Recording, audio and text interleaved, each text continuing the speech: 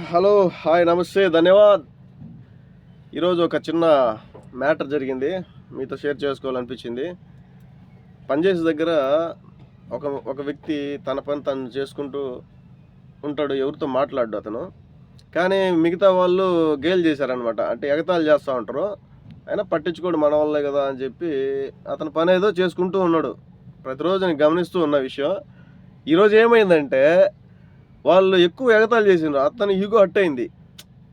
ప్రతిసారి సైలెంట్గా ఉన్నాడంటే వాడు ఏం చేతగాక ఏం అనడు అని చెప్పి అంటే ఒక్కసారి వాడు ఈగో హర్ట్ అయింది, అవతల పగిలింది.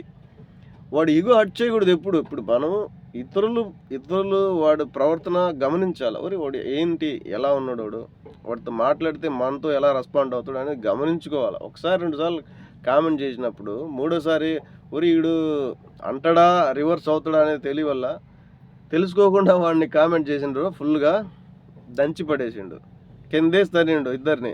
వాడొక్కడే. మరి అది ఏదైనా సమాజంలో నేను చెప్పేది ఏంటంటే ఇతరుల పట్ల గౌరవంగా ఉండండి, గౌరవం తీసుకోండి. అది నేను చెప్పడం ఈరోజు. కరెక్టే కదా, గెలకడం ఎందుకు, బాగా ఎందుకు అవసరమా? అందుకని సమాజంలో వ్యక్తి తాలూకు పట్ల మాట్లాడేటప్పుడు కానీ చేసేటప్పుడు కానీ కొంచెం గౌరవం కలిగి ఉండండి. అనవసరంగా మాట్లాడొద్దు, అనవసరంగా పంచులు తీసుకోవద్దు. జై హింద్. అందరికీ తెలుసు. జై హింద్.